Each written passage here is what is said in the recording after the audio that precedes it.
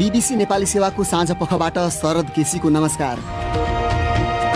आज कार्यक्रममा नेपालमा पछिल्लो 24 घण्टामा कोरोना भाइरसबाट मुक्त हुने भन्दा दोब्बर मानिस संक्रमित, सरकारले निशुल्क दिने गरेको कोभिड खोप किनबेचको गुनासो, तर अधिकारीहरू भन्छन् सरकारले निशुल्क भनेर हामीलाई दिइरहेको खोपबाट कसैले पैसा कमाउने धन्दा गरेको हुन सक्छ। यो हिसाबले अलिअलि हो कि भन्ने जस्तो त देखियो, तर निगरानी एकदमै कडा गराएको छौँ। जापानमा संक्रमण तेज गतिमा फैलिन थालेपछि राजधानी टोकियोमा लगाइएको आपतकालीन अवस्था अन्य क्षेत्रहरूमा पनि विस्तार, र दार्चुलामा महाकाली नदीमा खसेर एक युवा बेपत्ता। प्रधानमन्त्रीकै पार्टी नेपाली काङ्ग्रेसको विज्ञप्ति भन्छ भारतीय सुरक्षाकर्मीले तुइन काटेपछि उनी खसेको जानकारी छ, तर स्थानीय प्रशासन के भन्छ? विज्ञप्तिमा चाहिँ त्यो कुरा उल्लेख छ होइन, तर छानबिनको क्रममा पुष्टि नहुँदासम्म त हामीले यस्तै हो भन्ने कुरा ठोकवा गर्न त पाएनौँ होइन। दार्चुलाकी सहायक प्रमुख जिल्ला अधिकारी। तर सबभन्दा पहिले आजका प्रमुख विश्व समाचार। सञ्जय ढकालबाट समाचार सुन्नुहोस्। जापानका प्रधानमन्त्री योसिहिदे सुगाले त्यहाँ कोभिड-19 संक्रमण अभूतपूर्व तेजीका साथ फैलिरहेको बताएका छन्। यो फैलावटमा डेल्टा भेरिएन्ट कारक रहेको बताइन्छ। अस्पतालहरूमा परेको चापबारे उल्लेख गर्दै उनले जापानका थप 4वटा प्रिफेक्चरहरूमा आपतकालीन अवस्थाको घोषणा गरे। टोकियो स्थित संवाददाता रुपर्ट विङफिल्ड हेज भन्छन् जापानका स्वास्थ्य मन्त्रीले टोकियोको अवस्था अत्यन्त गम्भीर भएको आज बताए। शहरका कोभिड वार्डहरू करिब 70% भरिसकेका छन्। प्रधानमन्त्री सुगाले यो तेज संक्रमण ओलम्पिकका कारण नभएको पुनः बताएका छन्। बरु धेरै संक्रामक डेल्टा भेरिएन्टलाई उनले दोष दिए। संवाददाता रुपर्ट विङफिल्ड हेजको भनाई, जापानमा लगातार दोस्रो दिन 10,000 भन्दा धेरैमा संक्रमण भेटिएको छ। इन्टरनेट मार्फत व्यापार गर्ने विशाल कम्पनी एमाजोनले युरोपियन युनियनको डेटा सुरक्षा कानून तोडेकोमा उसमाथि झण्डै $90 करोड जरिवाना तोकिएको छ। इयूको निजत्व सम्बन्धी नियम अन्तर्गत कुनै कम्पनीमाथि लगाइएको यो नै सबैभन्दा धेरै जरिवाना हो। पर्यवेक्षकहरूले ठानेको भन्दा यो दोब्बर रकम हो। एमाजोनले आफ्ना ग्राहकहरूको किनमेल सम्बन्धी विगतका बानी बेहोराबारे सूचना सङ्कलन गर्ने गरेको प्रति धेरैको ध्यान खिचिएको छ।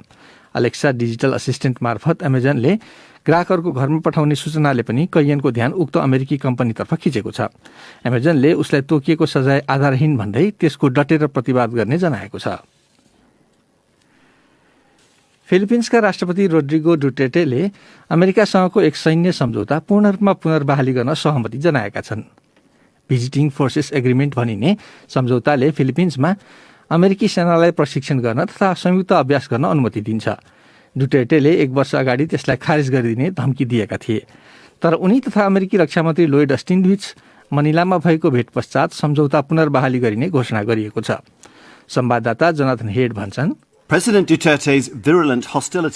एसियाको सबभन्दा धेरै अमेरिका समर्थक मध्ये रहेको फिलिपिन्समा राष्ट्रपति डुटेर्टेको चर्को अमेरिका विरोध एक किसिमले अपवाद थियो। डुटेर्टेले अगुवाई गरेको लागु औषध विरुद्धको बर्बरतापूर्ण कारबाहीमा सामेल पूर्व प्रहरी प्रमुखलाई गत वर्ष अमेरिकाले भिसा नदिएपछि डुटेर्टेले सो सम्झौता खारेज गरिदिने बताएका थिए।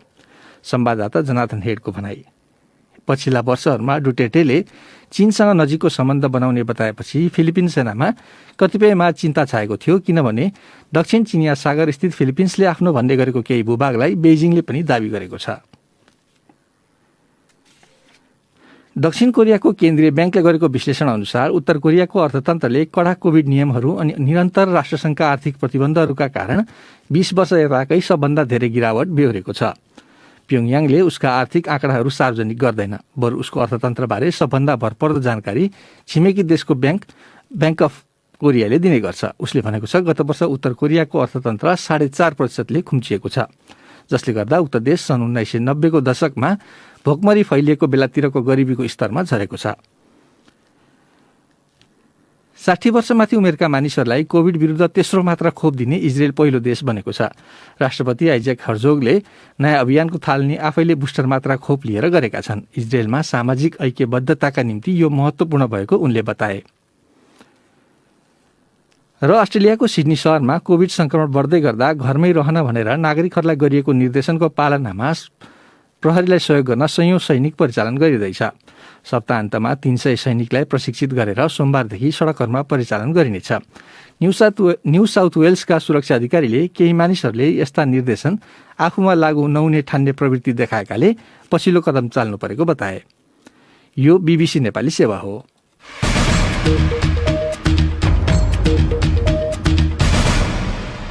साँझपखमा तपाईलाई स्वागत छ। नेपालमा पछिल्लो 24 घण्टामा निको हुने भन्दा दोब्बर मानिस कोरोना भाइरसबाट संक्रमित भएका छन्। स्वास्थ्य तथा जनसङ्ख्या मन्त्रालयका अनुसार थप 3600 जना संक्रमित भन्दा त्यसको आधा अर्थात् 1800 जना संक्रमण मुक्त भएका छन्।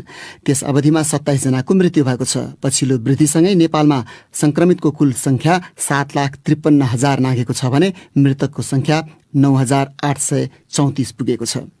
काठमाडौँ उपत्यकामा मात्र सक्रिय संक्रमित 8,500 भन्दा धेरै छन्। अहिलेको कुल परीक्षणको झण्डै 25% संक्रमण देखिएको स्वास्थ्य मन्त्रालयको तथ्याङ्कले देखाउँछ। विज्ञहरूले यसलाई उच्च दर मान्ने गरेका छन्। विभिन्न अस्पतालहरूले बिरामीको चाप बढ्न थालेको भन्दै सतर्कता अपनाउन ध्यानाकर्षण गराउने गरेका छन्। यस्तो चिन्ताका बीच कोभिड-19 संकट व्यवस्थापन केन्द्रको निर्देशक समितिको आज बैठक भएको थियो। प्रधानमन्त्रीको अध्यक्षतामा भएको उक्त बैठकबारे जानकारी दिँदैछन् सरकारका प्रवक्ता एवं कानून मन्त्री ज्ञानेन्द्र बहादुर कार्की।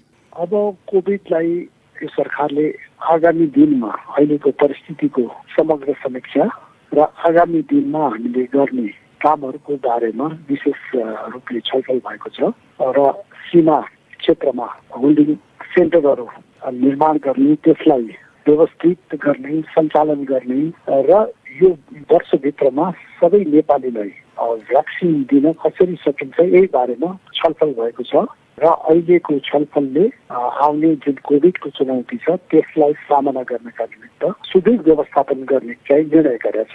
मन्त्री कार्की, जुन संक्रमण छ त्यो अब अलि बढ्न थालेको हो कि भन्ने खालको यसलाई सङ्केतको रूपमा लिनुपर्छ अनि अलि सतर्कता अपनाउनुपर्छ भनेर भनिरहेका छन्।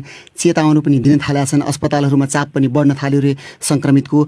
अब सरकारलाई आजको बैठकमा के रिपोर्टिङ भयो? अहिलेको अवस्थाबाट आत्तिहाल्नुपर्छ कि पर्दैन, अथवा अलिकति प्रतिबन्धहरू नियमहरू कडाइपूर्वक लागू गर्नुपर्छ कि पर्दैन भने के सुझाव पाउनुभयो यहाँहरूले? यसलाई चाहिँ अब अहिलेको परिस्थितिको समग्र मूल्याङ्कन भएको छ र कोभिडको तेस्रो लहर आउन सक्छ भन्ने आकलन छ।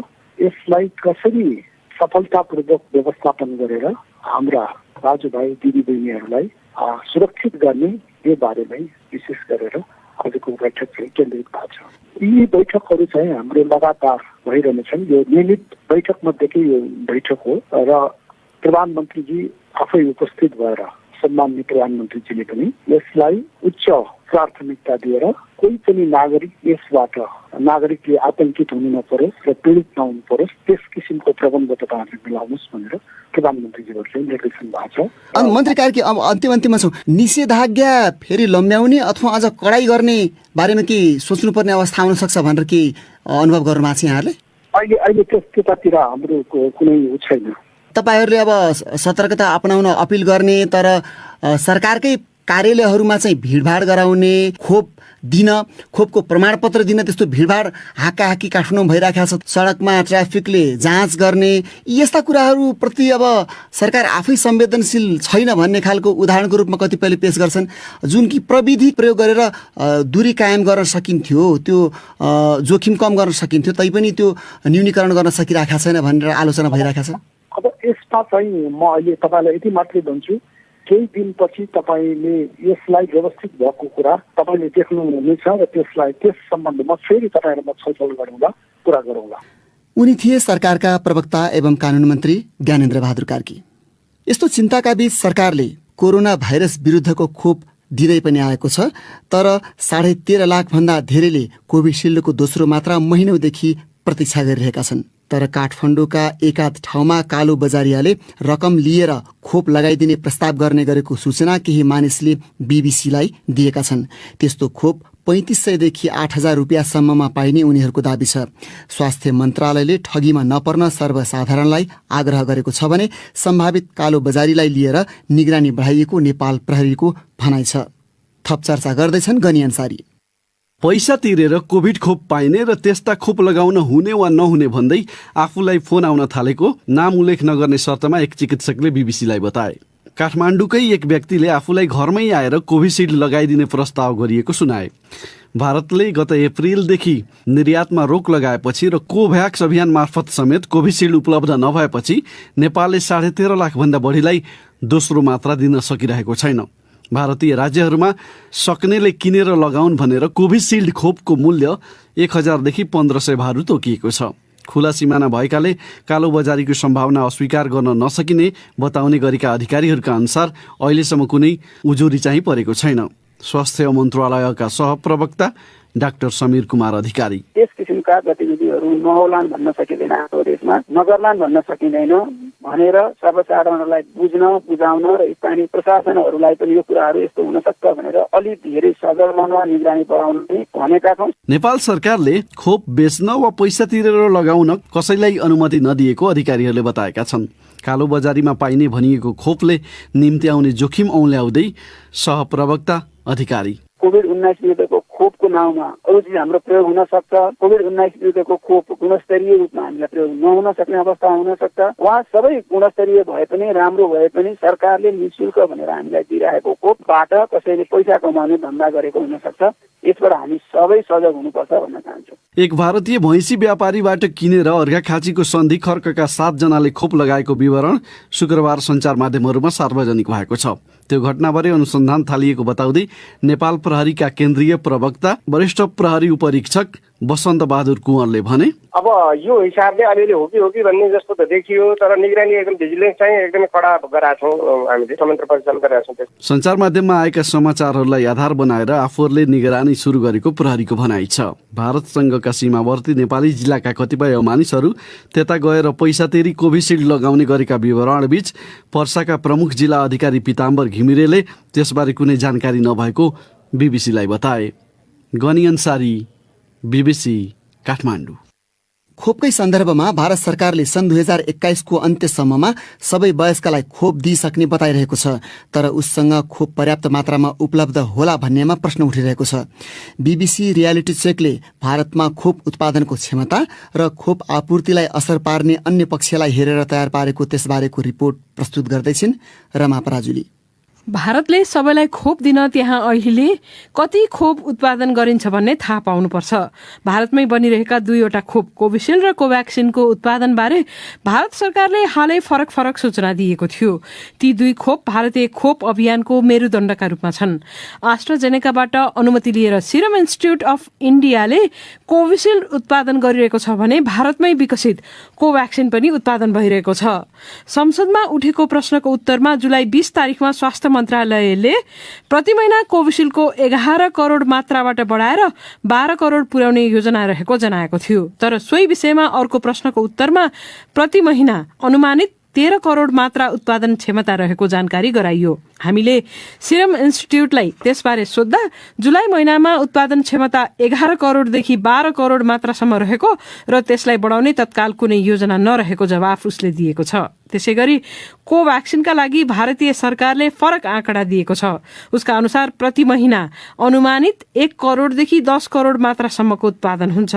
गत मे महिनामा सरकारले अगस्त र डिसेम्बरको बीचमा 40 करोड कोभ्याक्सिनको मात्रा प्राप्त हुने अपेक्षा गरेको जनाएको थियो। तर उत्पादक भारत बायोटेकले जनवरी र जुलाई बीच उपलब्ध गराउने भनिएको 8 करोड मात्रा अझै दिन सकेको छैन। उसले जुलाई 16 तारिखसम्म 60 लाख मात्रा मात्र दिन सकेको छ।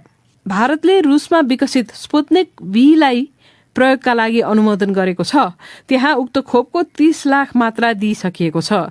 जुलाई वा अगस्तबाट भारतमै उत्पादन गर्ने योजना थियो, तर अब सेप्टेम्बरमा मात्रै सुरु हुने अपेक्षा गरिएको छ। संयुक्त राज्य अमेरिकामा विकसित नोभाभ्याक्स अनि भारतमा कोभाभ्याक्स नामाकरण गरिएको अर्को खोप पनि सिरम इन्स्टिट्युटले उत्पादन गरिरहेको छ। तर भारतीय नियामक निकायबाट त्यो अझै अनुमोदन हुन बाँकी छ। उत्पादन गरी उक्त खोपको अहिले भण्डारण भइरहेको सिरम इन्स्टिट्युटले जनाएको छ। भारतले गत जुन महिनामा अमेरिकामा विकसित मोडेर्ना खोपलाई आपतकालीन प्रयोगका लागि अनुमति दिए पनि अहिलेसम्म त्यहाँ त्यो खोप आइपुगेको छैन। जोन्सन एन्ड जोन्सन र फाइजरले आपतकालीन प्रयोगका लागि भारतमा अनुमति मागिसकेका छैनन्। लक्ष्य भेट्नलाई पर्याप्त खोप छ त भारतमा? त्यस्तो त लाग्दैन। यद्यपि स्थितिमा परिवर्तन पनि आउन सक्छ। खोप लगाउन योग्य जनसङ्ख्या मध्ये अहिलेसम्म करिब 10% मात्रै 2 मात्रा लगाउन पाएका छन्। त्यसको अर्थ सन् 2021 को अन्त्यसम्ममा सबै वयस्कलाई खोप लगाइसक्ने हो भने प्रति महिना 29 करोड 20 लाख मात्रा खोप आवश्यक पर्नेछ। भारत सरकारको योजना हेर्दा अहिले खोप उत्पादन क्षमता प्रति महिना 12 करोडदेखि 13 करोड मात्र छ। यद्यपि त्यसबारे सुनिश्चित हुन गाह्रो छ। आउँदा महिनामा उत्पादनको मात्रा बढ्न पनि सक्छ भने विदेशबाट पनि आउन सक्छ।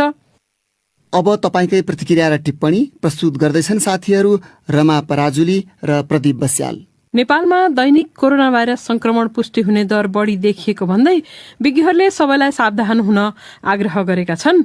निषेधाज्ञा खुकुलो भएका बेला दैनिक जीविकोपार्जन र अन्य महत्वपूर्ण गतिविधिलाई यथावत राख्दै रोगबाट आफू जोगिन र अरूलाई जोगाउन कसले के गर्नुपर्छ, कृपया आफ्ना धारणा राख्नुहोस् भनेर हामीले सामाजिक सञ्जालमा राखेको प्रश्नको थुप्रै जवाफ प्राप्त भएका छन्। ती मध्ये केहीलाई यहाँ समेटेका छौं। प्रवीण चन्द लेख्छन्, सबैले स्वास्थ्य मापदण्ड पालना गर्नु पर्यो र सरकारले खोप वितरण प्रभावकारी बनाउनु पर्यो। प्रशासनले पनि भिडभाड हुने गतिविधिमा रोक लगाउनु जरुरी भइसकेको छ। हाल चलिरहेको खोप वितरण समेत बिना स्वास्थ्य मापदण्ड भएकाले आगामी दिनमा खोप अभियानलाई घुम्ती टोलीबाट गरे केही राहत हुन्थ्यो कि? गोविन्द भट्ट भन्छन्, यो कुरामा धेरै बहस गरिराख्नु पर्दैन जस्तो लाग्छ मलाई त।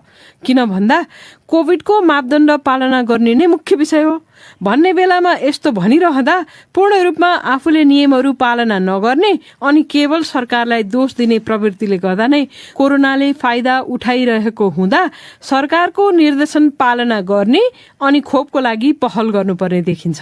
सुवेदी धरानीको भनाइ छ, यो संक्रमणबाट बच्न र बचाउने कार्यका माझ सबैले मानवीय व्यवहार गर्न पनि नबिर्सिकन एक अर्कासँग रोग नसर्ने हिसाबले व्यवहार गर्नुपर्छ। सरकारले खोपको चाँडोभन्दा चाँडो सबैलाई व्यवस्था गर्नुपर्छ। बाबुराम आचार्य भन्छन्, खोपलाई प्राथमिकतामा राखेर सबै नागरिकलाई खोप लगाई सबैले स्वास्थ्यका मापदण्ड उचित तरिकाले अपनाउने अनि भिडभाड नगर्ने तथा भिडभाडमा नजाने गर्दा कोभिड नियन्त्रण गर्न सकिन्छ। हिक्मत विष्ट भन्छन्, कोरोना भाइरसको खोप सबैले लगाऊ, तर अब त खोप लगाइयो मलाई ठीक भइहाल्छ भनेर सुरक्षाका उपाय पालनामा कमी हुने गरेको देखिन्छ।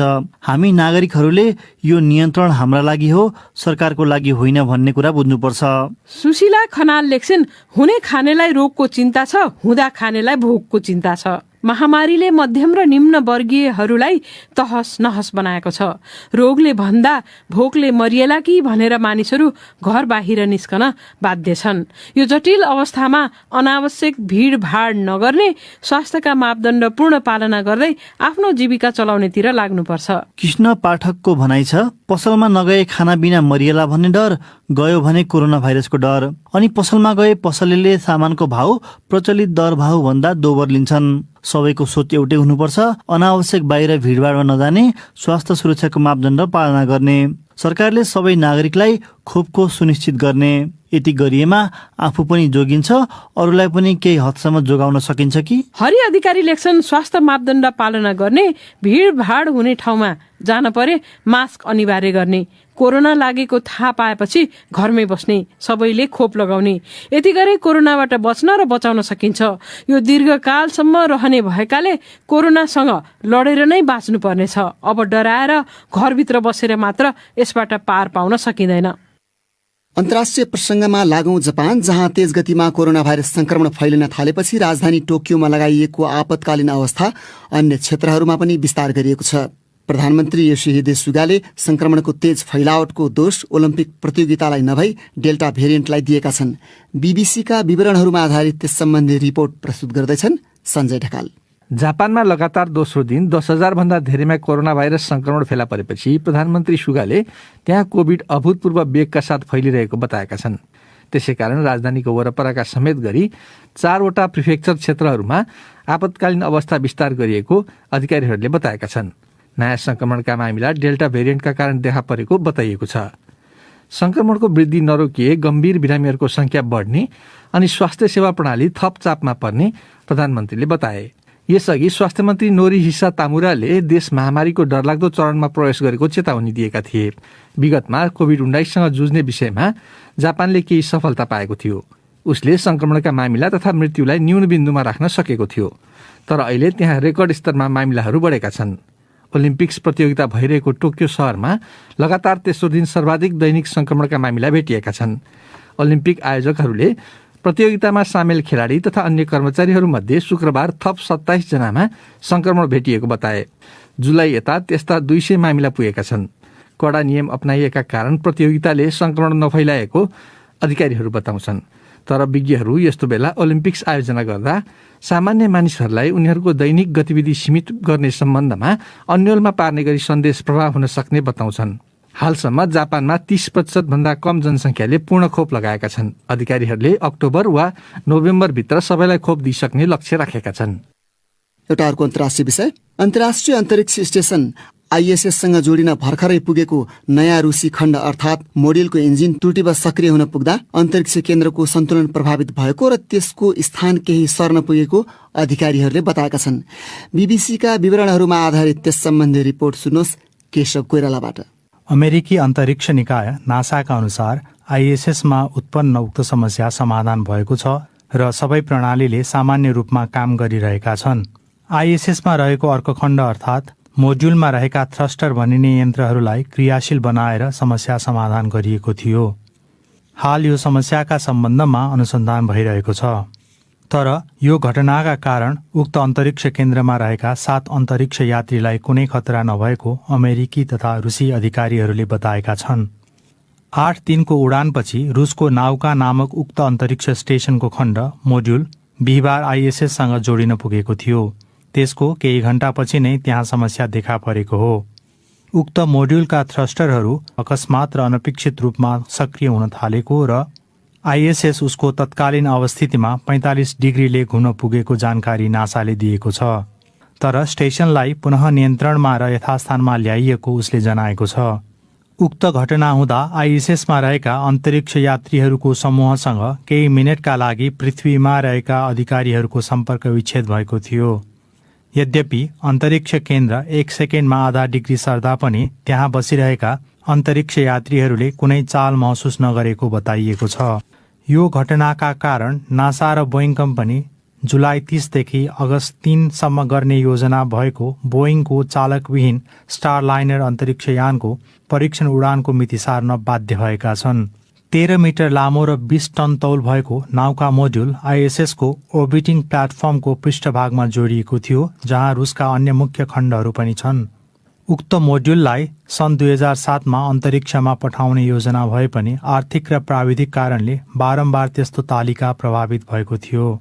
एक साता अघि काजाखस्तानबाट प्रक्षेपण गरिएपछि पनि नाउकाको उडानका निश्चित क्रियामा केही समस्या देखिएको थियो। मस्को स्थित नियन्त्रकहरूले वैकल्पिक उपाय मार्फत त्यसलाई केही सच्याएका थिए। अन्ततः निश्चित मितिमै उक्त मोड्युल आइएसएससम्म पुग्न सक्यो। उक्त नयाँ मोड्युलका कारण आइएसएसमा बस्न योग्य स्थानको आयतन 70 क्युबिक मिटरले बढ्नेछ। अन्तरिक्ष यात्रीहरूले उक्त स्थान वैज्ञानिक प्रयोग तथा सामान भण्डार गर्न उपयोग गर्नेछन्। उनीहरूले त्यसलाई आराम गर्ने क्षेत्रका रूपमा पनि प्रयोग गर्नेछन्।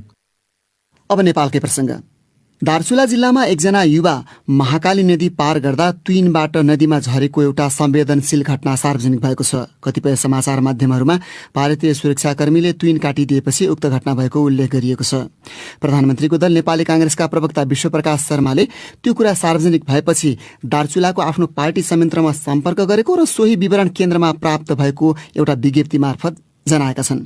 शर्माले भनेका छन्, उक्त घटना अत्यन्तै दुःखद मात्रै होइन, अमानवीय र अत्यन्तै आपत्तिजनक छ। घटनाको सम्पूर्ण वास्तविकता सार्वजनिक गर्न, भारतीय पक्षसँग यसबारे संवाद गर्न, आफ्ना नागरिकलाई न्याय दिलाउन नेपाली कांग्रेस पार्टीका तर्फबाट म सरकार समक्ष माग गर्दछु। हामीले उक्त घटनाबारे दार्चुलाकी सहायक प्रमुख जिल्ला अधिकारी ज्योत्सना भट्ट जोशीसँग जानकारी मागेका थियौं। बिहान 9, 9:30 बजेको घटना हो। ब्यास गाउँपालिका वडा नम्बर 2 खाङदाङ भन्ने ठाउँमा बस्ने 33 वर्षका हाम्रा जयसिंह धामी, अनि उहाँ चाहिँ तुइन टोडेर चाहिँ भारततर्फ बङ्गाला जाँदै, नेपालबाट भारततर्फ जाँदै। यो भनेको तपाईले ब्यास गाउँपालिकाको वडा नम्बर 2 जुन भन्नुभयो, यो भनेको छाङ्रुको नजिकै पर्छ? छाङ्रु पुग्नु पर्दैन, सुनसेराको नजिकै। भनेको सुनसेरा हुँदै छाङ्रु जाने, तिनकर जाने हैन, जहाँ कि अहिले यो कालापानी भनिन्छ क्षेत्र चाहिँ त्यही पर्यो। गाउँपालिका चाहिँ त्यही हो, ब्यासै गाउँपालिका हो। ती युवा भारत जान खोजेको कारण भारत हुँदै नेपाल आउन खोज्या हो? होइन उहाँ चाहिँ अहिलेसम्म जानकारीमा आइन्छ चाहिँ त्यो भारत पसेर त्यहाँबाट काठमाडौँ जाने सोचमा हुनुहुँदो रहेछ होइन। वैकल्पिक चाहिँ नजिकमा झुलुङ्गे पुलको उपलब्धता छैन होइन, त्यही भएर अब सर्टकट हुन्छ भन्ने किसिमले चाहिँ ट्विन बाटो पार गर्नु खोज्नु भएको रहेछ। अहिलेसम्म जानकारीमा आए अनुसार चाहिँ कलम लिएर उहाँ पारी पुग्ने अवस्थामा झर्नु भयो भन्ने किसिमको चाहिँ जानकारी आएको। यो समाचारहरूमा त उनका साथीहरूलाई उद्धृत गर्दै भारतीय सुरक्षाकर्मीले ट्विन काटिदिएपछि उनी महाकालीमा खसेको भन्ने खालको खबर आइरहेको छ। त्यो बारेमा तपाईँहरूले के खोज पडताल के गर्नुभयो, सोधखोज गर्नुभयो? आधिकारिक पुष्टि त्यस्तो केही पनि भइसकेको छैन। जस्तो पारीबाट काट्यो अनि फेरि लड्यो भन्ने किसिमको त्यस्तो प्रत्यक्षदर्शी कोही पनि हुनुहुन्न होइन। सशस्त्रको टोली गएको छ त्यहाँ, नेपाल प्रहरीको पनि अब त्यो छानबिनको क्रममा छ। प्रधानमन्त्रीको पार्टी नेपाली कांग्रेसले समेत विज्ञप्ति जारी गरेर के भनेको छ भने जिल्लामा पार्टी सभापति ललित सिंह बोहरालाई सम्पर्क गर्यौं र अन्य नेतृत्व तहले पनि स्थानीय रूपमा गरेको थप सम्पर्क पश्चात त्यो घटना चाहिँ ट्विन काटिदिएपछि नै भएको हो भन्ने विज्ञप्ति जारी गरेको छ होइन। विज्ञप्तिमा चाहिँ त्यो कुरा उल्लेख छ होइन, तर अब छानबिनको क्रममा पुष्टि नहुँदैसम्म त हामीले यस्तै हो भन्ने कुरा ठोक्वा गर्न त पाएनौँ होइन। जयसिंह धामी भनिएका जुन बेपत्ता भएको युवा थिए उनका साथीहरूलाई उद्धृत गर्दै समाचार माध्यमहरूमा जे आइराखेको छ कि हो हामीले त सीमा सुरक्षा बललाई भारतीय प्रहरीलाई हामीले अनुरोध पनि गर्यौं, इशारा गर्यौं कि नकाट्देऊ भनेर, तर हामीले भन्दा पनि काटिदिए अनि उ तल झरे भनेर। हाम्रो जानकारीमा चाहिँ त्यस्तो केही पनि आएको छैन। सशस्त्रको टोली पुगेर अब त्यहाँ छानबिन पनि गर्दैछ, बयान पनि लिएको छ होइन, तर यो टोलीलाई चाहिँ कसैले पनि त्यस्तो भनेको छैन अहिलेसम्म। नेपाल प्रहरीको पनि पुगेको छ, त्यही भएर अब यता पनि छानबिन हुँदैछ। पर पनि अब छानबिनको लागि पत्र पठायौँ होइन, त्यो विज्ञप्ति आइसकेपछि। कसलाई पत्र पठाउनुभयो? डीएम कार्यालयलाई पिथौरागढमा। हजुर हजुर उहाँलाई पनि गर्दा जस्तो मौखिक पनि समन्वय भएको रहेछ हाम्रो यता सशस्त्र प्रहरी बलको एसपी साहबसँग। समन्वय हुँदाखेरि पनि पारीबाट के भन्नुभयो अरे अब जस्तो हामी आउनुभन्दा पहिले त्यो घटना घटिसकेको थियो, त्यही भएर हाम्रो तर्फबाट त्यस्तो केही पनि अप्रिय भएको छैन भने जस्तो कुरा गर्नुभयो अरे होइन। अहिलेसम्म त्यही भएर त्यो यस्तै गरे हो भनेर पुष्टि भएको छैन। यसपटक मान्छे नै बेपत्ता भएको हुनाले यो घटना प्रचार पनि भयो, संवेदनशील भयो, चर्चामा आयो। पहिले पनि भारतीय सुरक्षाकर्मीहरूले नेपालसँग जोडिएको ट्विनहरू वार पार गर्ने साधनहरू भत्काइदिने, काटिदिने गरेका विवरणहरू त पहिले पनि आउँथे, गुनासो त पहिले पनि छ आउँथे। त्यस्तो हो जस्तो अब सीमामा कोही पनि ट्विनबाट क्रस गर्न त पाइँदैन, तर नेपाल र भारतको सिमाना खुला भएको हुनाले नेपालीहरू भारतीयहरू त हरेक ठाउँबाट आवत जावत त गर्ने चलनै छ नि होइन र? त्यो त छ, तर जस्तो पुलहरूमा त चेक पोस्ट बस्या हुन्छ नि, ट्विनमा त त्यस्तो हुँदैन। यो त चोरेर जतिखेर आवश्यक भयो त्यतिखेर बाँच्छ अनि क्रस गरिसकेपछि हटाइदिइहाल्छ कि फेरि त्यहाँ केही पनि हुँदैन नामो निशान होइन। त्यही अनुसार उहाँ चाहिँ पटक त्यो हटाउने पनि गर्नुभयो अरे पारीबाट एसएसबीले ट्विन चाहिँ। योपालि उहाँबाट चाहिँ त्यस्तो भएको होइन भन्ने किसिमको कुरा आइरहेको छ, तर हुँदैछ।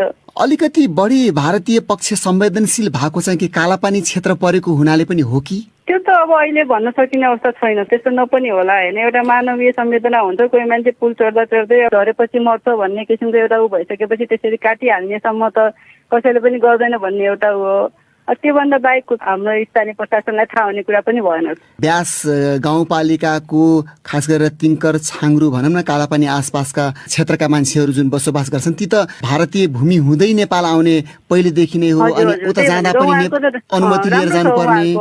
अब त्यस्तो सम्बन्ध भएको ठाउँमा पनि त्यति निर्दयी व्यवहार त्यसो नहोला भन्ने अहिलेसम्मको चाहिँ त्यस्तो यस्तै गरे हो भने ठ्याक्कै उ गरिहाल्ने चाहिँ त्यस्तो केही पनि प्रमाण फेला परेको छैन। अनि ज्योत्सनाजी खास गरेर कालापानीको प्रकरण सर्किसकेपछि नेपाल सरकारले सदरमुकामबाट ब्यास गाउँपालिका जानलाई छाङ्ग्रुसम्म पुग्नलाई बाटो खोल्न, ट्र्याक खोल्न भनेर निर्देशन दिएको, सुरक्षाकर्मीले काम गरेको भनेर त्यस्तो समाचार आएको थियो।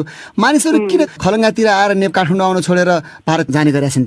छोटो पर्छ भनेर त्यहाँबाट यहाँ आउन लगभग 8-9 घण्टा लाग्छ होला। अब त्यो पारी त निकै छोटो हुने भयो नि त। खास चाहिँ झुलुङ्गे पुल बनाउने पनि कुरा हो कि त्यही स्पोटमा होइन, नजिकै। त्यो अहिलेसम्म बन्न सकेको छैन।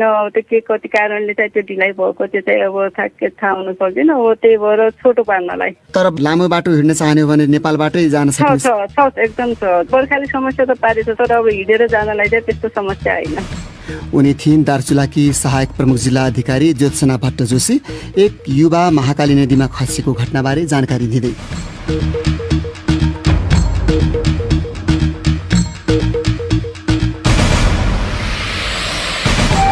हवस् त यसका साथै बीबीसी नेपाली सेवाको साँझ पख यही सकिन्छ। अब हामी सोमबार बिहान 7:15 बजे मात्र आउनेछौँ। त्यस बेलासम्मका लागि हामी सबैलाई बिदा दिनुहोस्। नमस्कार।